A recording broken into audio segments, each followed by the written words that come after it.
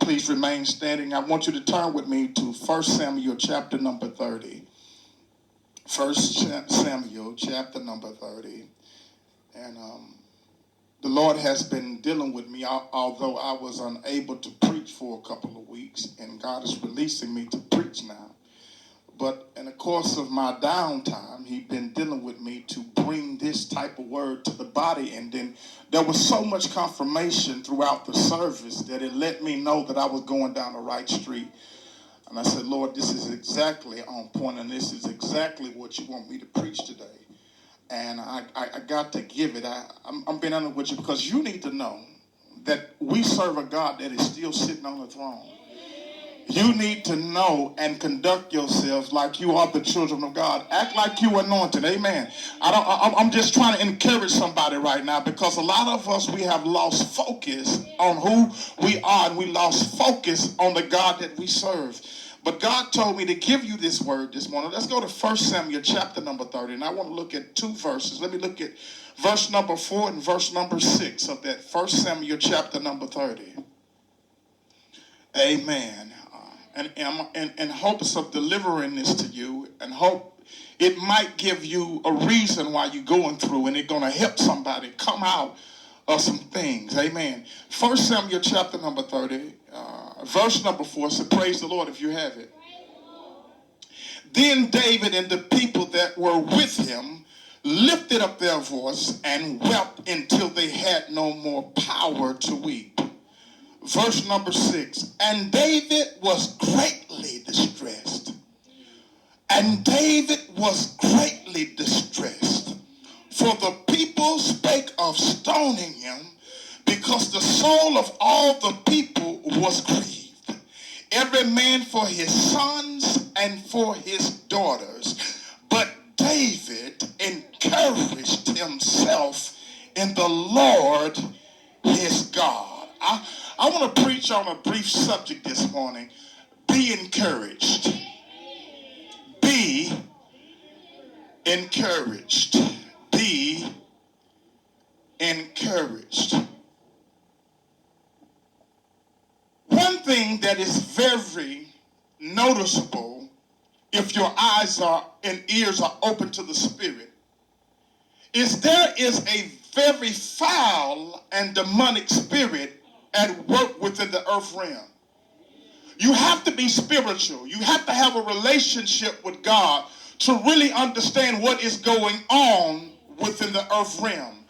It is something that's very dangerous. It's very evil.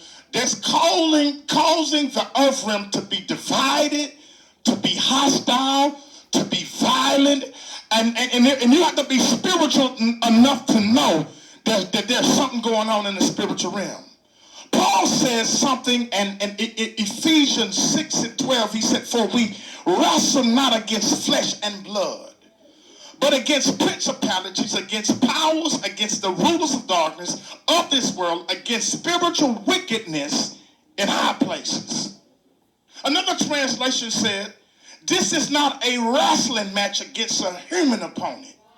We are wrestling with rulers, authorities, the power who govern this world of darkness, and spiritual forces that control evil in the heavenly world. In other words, I want to say this. Let me say this. As long as you and I are in this body, we are going to have to wrestle. So I want you to get that in your mind. As long as you and I are in this body, you and I are going to have to wrestle. We are going to have to fight against principalities. So you might well get that in your mind. In other words, because the Bible lets us know that wrestling or fighting is inevitable. In other words, it's incapable of being avoided. In other words, the only thing we can do is to come to realize that this is a part of life. You need to understand that wrestling and fighting is a part of life. Wrestling is going to be a part of our journey. And judging from what we go through, sometimes the fight can be easy and sometimes the fight can be difficult. I need you to understand something. You need to judge what you are going through, because sometimes we go through things and we deal with it and it's easy. But there are sometimes we go through things and they get difficult because sometimes the warfare is not that bad. But on the other hand, there are some times that when we are in warfare, that the battle can feel like it's too hard to bear. And let's be honest, I need you to listen to something. God began to speak to me concerning this subject. He said, this is what the enemy is doing in these last days. He said he is trying to get the people of God to a place where they don't need to be.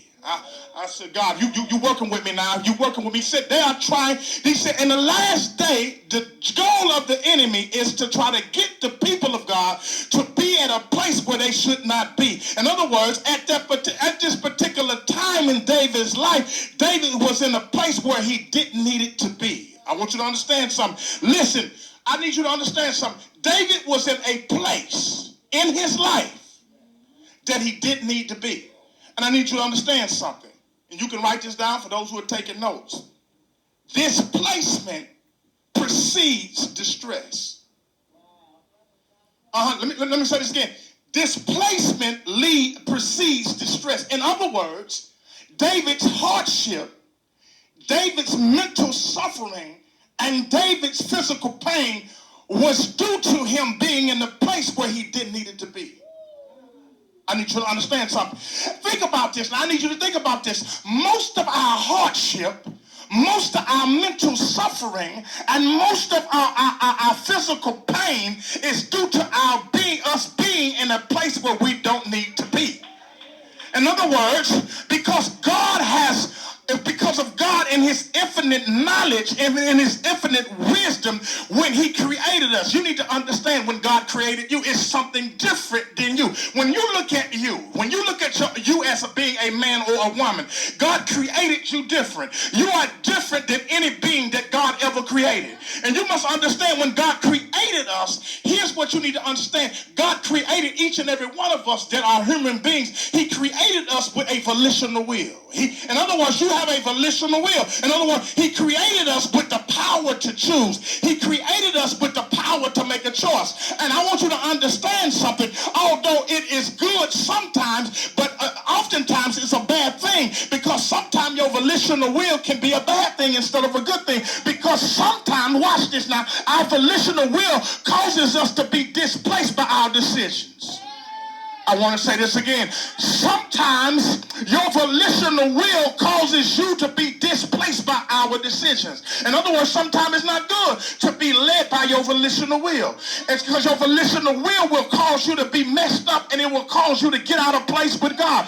Oh my God, I feel this thing this morning. In other words, sometimes our decisions causes us to move from our usual or correct place in God.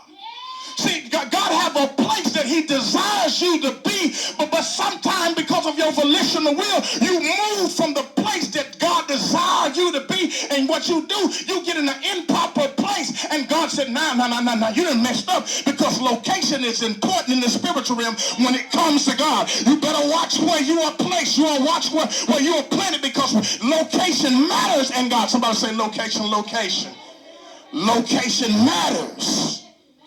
In the spiritual realm, we must understand, just because God is allowing something to happen, it doesn't mean that he ordained it. I want to say this again. I'm teaching this morning. Just because God is allowing something to happen, that don't mean God ordained it. Like for instance, I'm just going to use our president, Donald Trump. God allowed him to get the White House, but God might not ordain him to get it. There's a difference between God allowing something and ordaining something. Listen to me now. There are so many things God will permit that may not be his will. Let me say this again. God will permit some things to happen, but it may not be his will. And just because it's a good thing doesn't mean it's a God thing. And you must understand something. God will allow some stuff, and he will permit some things to happen, but just because it's a good thing, that don't mean it's a God thing. Some of you messed up right now because it was a good thing, but it wasn't a God thing. You married somebody because he looked good, he smelled good, he was tall and handsome, but just because it was a good thing in your eyesight, that don't mean that it was a God thing. God might have wanted you to marry short, small, and lumpy, and you wanted to marry tall, dark, and handsome, but you thought it was a good thing. But just because it's a good thing, that don't mean that it's a God thing. I have seen people go plant churches thinking it's a good thing, but it's not a God thing. Because that's one thing that God allow you to do it, but it's a substance, it's something else when God ordained it. I wish I had a witness up in here this morning. There are some things that God will permit that may not be his will. It might not. Just because God is allowing it to happen in your life, don't mean that God ordained it for your life. I want to show you what I'm talking about. In Genesis, chapter number 13, y'all go there for right now. But while y'all turning to Genesis, I want to explain the context of what I'm saying here. Is there was a fight that broke out between Lot and Abraham. It was a fight broke out, and their herdsmen began to get into it because God had blessed Lot and he blessed Abraham, and their substance began to increase. But sometimes two grown people can't stay in the same house. You know what I'm saying? Sometimes when somebody, oh my God, sometime when you got people in your life that y'all are growing in the same capacity, you might have two brothers staying together, but sometimes the stuff can outmatch and it can cause some strife to happen. But the Bible said that Abraham and Lot herdsmen got into it, and Abraham came up with a suggestion. He said, look, we're going to have to separate. We're going to have to break this stuff up because you got a lot of stuff, I got a lot of stuff. Your people trying to fight against my people trying to fight against your people. We're going to have to do something to deal with this and stop this. Which brings me to Genesis 13 and 9. Genesis 13 and 9. And this is the solution after they got into it. He says right here in Genesis 13 and 9, is not the whole land before you? He says, separate ourselves, separate yourself, separate thyself, and I pray thee from me. Get away from me. If thou wilt take the left hand, then I will go to the right. If thou wilt depart to the right hand, then I will go to the left. That's what he said. He said, you get your stuff, you go. If you get your stuff and you go. Whatever you choose, I'm fine with that. I take the opposite of it. Verse number 10, he said, and Lot lifted up his eyes. This is what you need to catch. I need you to underline it. And Lot lifted up his eyes and beheld all the plain of Jordan, that it was well watered everywhere, before the Lord destroyed Sodom and Gomorrah. Even as the garden of the Lord, like the land of Egypt, as thou comest unto Zoar. Then Lot chose him all the plain of Jordan. And Lot journeyed east, and they separated themselves the one from the other. Y'all see that? I want you to understand something. I want you to understand how Abraham perceived and how Lot perceived. When Lot perceived with his eyes, it was a good thing. It appeared to be a good thing. But in reality, it wasn't a God thing. I need you to understand. Although it looked good, although it seemed right in Lot's eyesight, it was a good thing, but it wasn't a God thing. Because this was also the case with David. Being in Ziklag, because that's what David was. Being in Ziklag now was a good thing to David, but it wasn't a God thing. And this is what happened to a lot of people. A lot of times, we think what we are doing is a good thing. But could it be what you're doing is it's just a good thing, but it's not a God thing? A lot of times what we do, it be a good thing in our sight, and we think it's good, but just because we think it's good, that don't mean that it's God. Oh my, ouch, I know this got to hurt somebody. This will hit you right in the stomach, right in the face. Just because it's a good thing, that don't mean that it's a God thing. Being in Ziklag was a good thing to David, but it was not a God thing. See, when he found himself, in other words, when David went to Ziklag, David found himself in the wrong place. He had no business being in Ziklag, because Ziklag, watch this now, represents the place of compromise. And this is what happened with a lot of people. They're in Ziklag. In other words, you're in the place of compromise. In other words, the plain of Jordan in Lot's situation, where Sodom and Gomorrah was, represent the place of compromise. So when he chose Sodom and Gomorrah, He was choosing a place of compromise. His eyes, it was appealing to his eyes, and he thought it was a good thing to go there. But in actuality, it wasn't a good thing. It was a good thing, but it wasn't a God thing. But he thought it was a good thing. I want you to understand something. When we compromise the laws and principles of God, you will find yourself being in a displacement which always leads to distress. Let me say this again. When you compromise the laws and principles of God, you will find yourself being in displacement, which always leads to distress. Again, I say, displacement precedes distress. Because Paul says in 1 Corinthians 14 and 40, let all things be done decently and in order. Psalms 37 and 23 said, the steps of a good man are ordered by the Lord, and he delighted in his ways. I like what one translation said, the Lord shows us how we should live, and he is pleased when he sees his people living that way. So God said, that's what oh my God, let me read this again. He said, the Lord shows us how we should live, and he is pleased when he sees his people living that way, not your way, because your way might seem like it's the good way, but it's not the God's way. My God. Proverbs 14 and 12 says, there is a way which seemeth right unto a man, but the end thereof are the ways of death.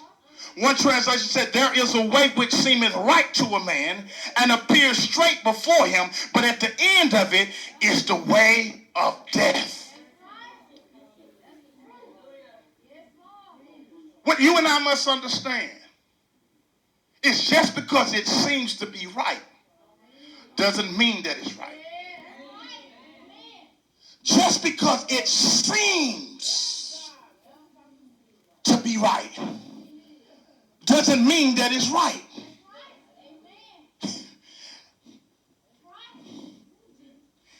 David was displaced because it caused him to, displacement caused him to be greatly distressed.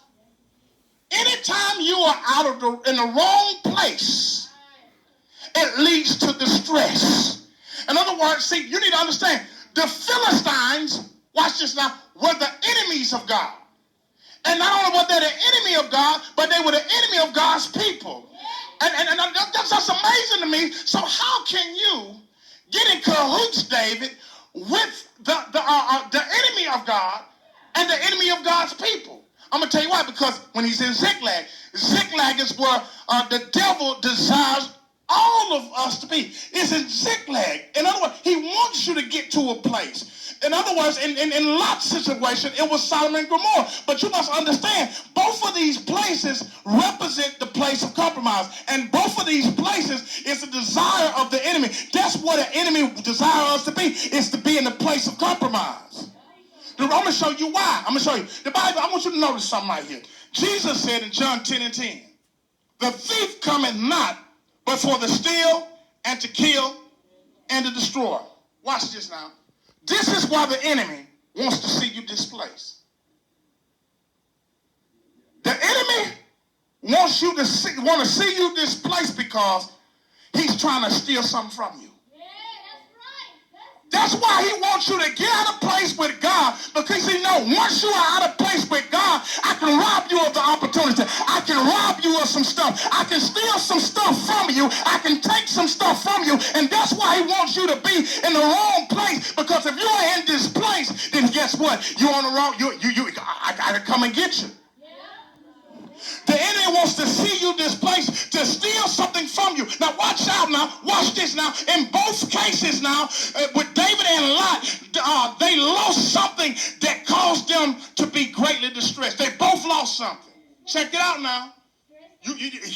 They were greatly distressed. Lot, watch this now, choosing Sodom and Gomorrah. Watch this. He thought he was getting something good. But he didn't know that the devil was setting him up to rob him of everything that he had. Check this out now.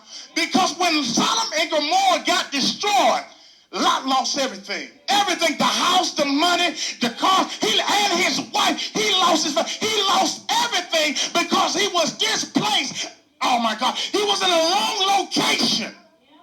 Sometimes your eyes, sometimes your lust, sometimes what you want get you in a place that God don't want you to be at. Jesus said, not my will, but your will be done. I don't need to live my life by my volitional will, because my volitional will cause me to lose some stuff. It will cause me to make a decision that I can't afford to make.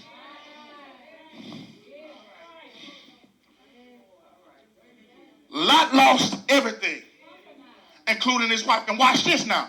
David lost everything. He lost everything. The Bible said when he got back to Ziklag, everything was up in smoke. His house was burnt down. His substance was gone. His wives were gone. And now watch this now. Not only did David lose everything, but the people that was compromising with David lost everything. See, you got to watch who you rolling with now, because you don't need to be rolling with no compromising folks. You need to have some people around you. There's some accountability partners that say, no, we don't need to be in this place. We don't need to do this. Because if I'm rolling with you and I'm linked up with you, baby, I'm risking to lose something myself. And I ain't going to lose what I got messing around with you. And the Bible said when everybody came and they saw their sons and daughters were gone, the Bible said that they cried, they wept until they didn't have no more power. I'm going to tell you, when you get around people like that, and this is why you can't put your trust in people, because people will turn over you in a minute. These folks turned on David just like it was nothing. They went from hail him, to let's get some stones and let's bust this joker in the face with the biggest rock I can find. The Bible said that they said, wait a minute, and the Bible said right here, it said, and David was deeply distressed. Deeply distressed. Deeply distressed, greatly distressed.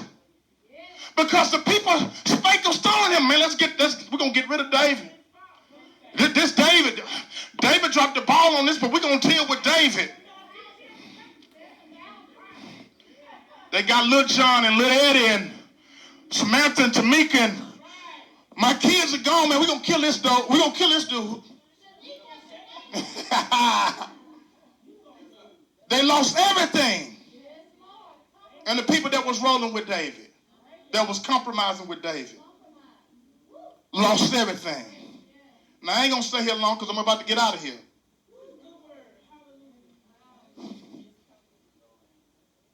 Now, I gave you why sometimes we're in the predicament that we're in. But now I want to tell you what to do when you find yourself in that type of situation of being greatly distressed. And the Lord told me to tell you to be encouraged. Because we serve a God that still sits on the throne, and he can relocate. He's the type of God that can relocate you. Amen. If you want to be relocated, we serve a God that can change your location. But you got to want your location changed. And see, I'm going to tell you right now, everybody that comes to church don't want their location changed. But you got to want your location to change, because when your location changes, guess what? You ain't got to worry about no distress. Because we understand, what does it mean to be encouraged? How do we urge ourselves? How do we inspire ourselves with courage and with the Spirit and with hope? How do we foster through great distress? Number one, is knowing who you are in God. Knowing who you are in God. In other words, get back into your proper place in God. And this is what the church don't want to hear. They don't want to hear them type of messages of you need to get back in your proper place with God. And they don't understand the reason why so many people are greatly distressed is because they're not in their proper place. They are displaced, and it proceeds to this distress. And you don't understand. You're going to remain in distress until you change your location. So knowing who you are in God is very important. And you got to get back in your proper place in God. That's what he said. Let's go to 2 Corinthians, chapter number 4. 2 Corinthians, chapter number 4.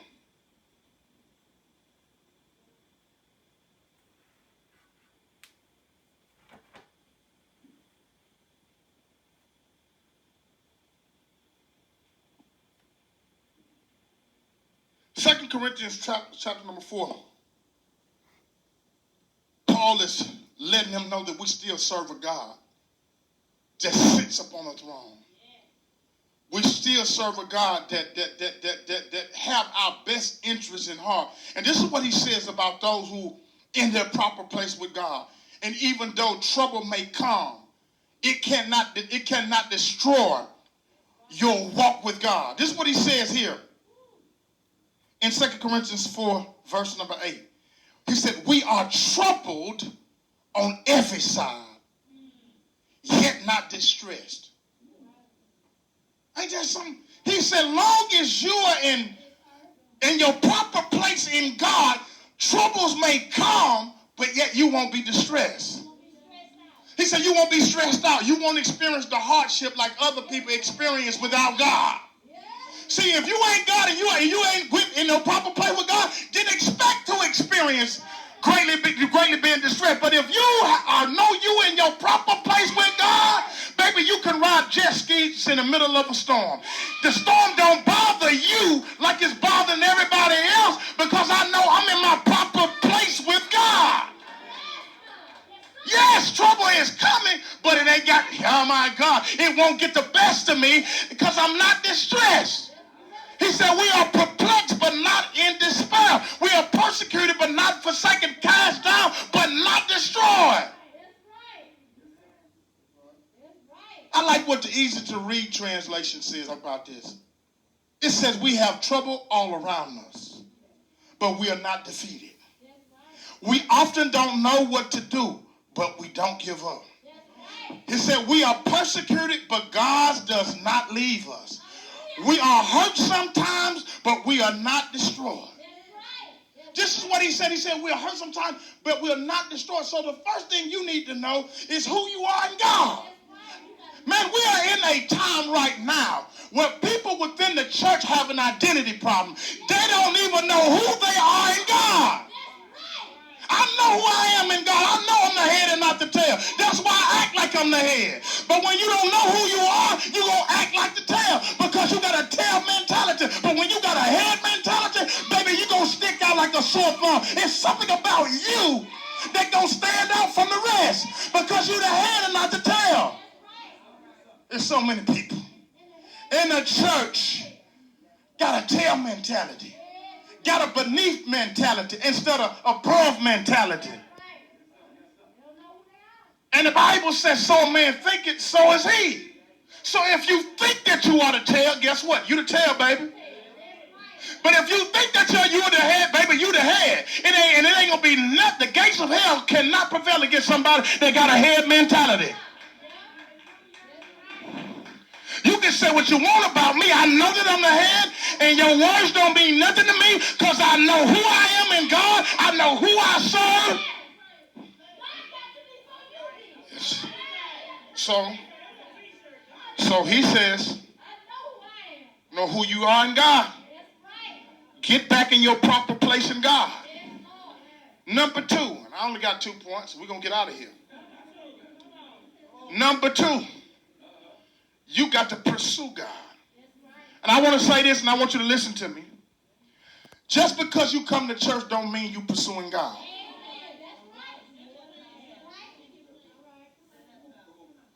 Many people come to church, but that don't mean that they're pursuing God. Because your pursuit for God extends beyond just coming to this sanctuary.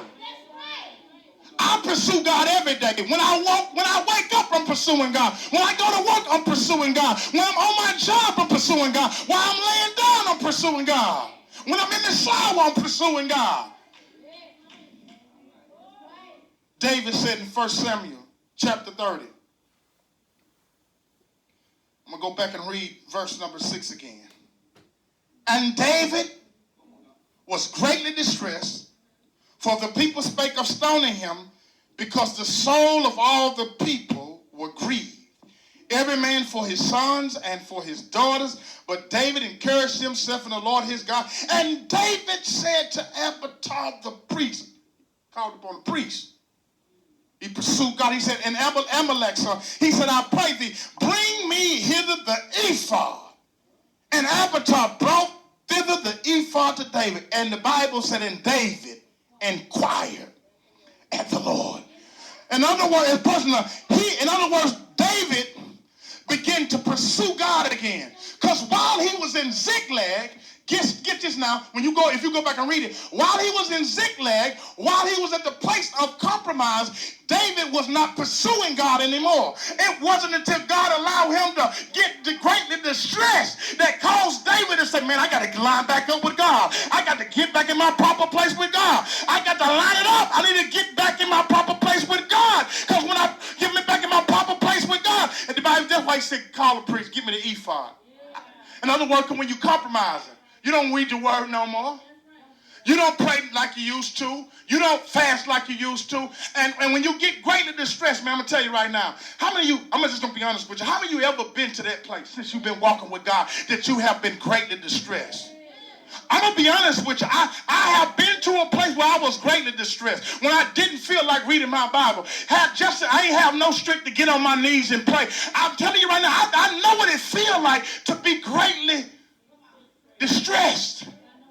But I know how when those greatly distressed moments come, what to do to know who I am in God and get back into that place, in my proper place with God, and know how to pursue God.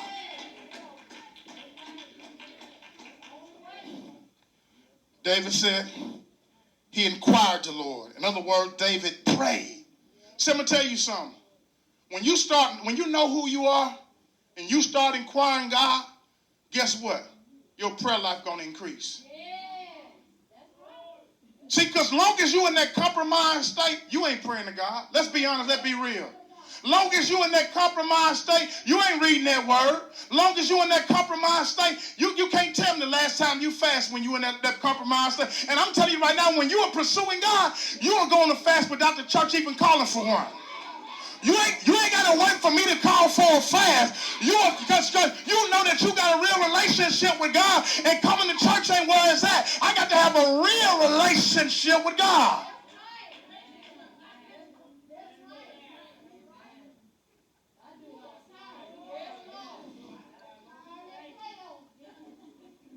You ain't got to wait for me to call a fast to fast to the Lord. And not only do you need to know how to fast and pray, but you got to get back into this word.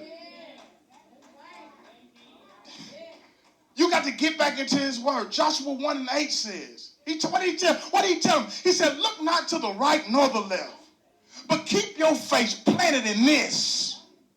He said, when you keep your face planted in this, you shall have good success. And that's why you ain't got to worry about the mental suffering. You ain't got to worry about the physical pain. You ain't got to worry about the hardship everybody else is experiencing, because this is your solution. This is your therapy. This is what you need. Oh, man, if the church would just understand this. Be encouraged. 2 simple words the Lord wanted me to give to you today, and that's just to be encouraged. Standing all over this building. Be encouraged. Know that God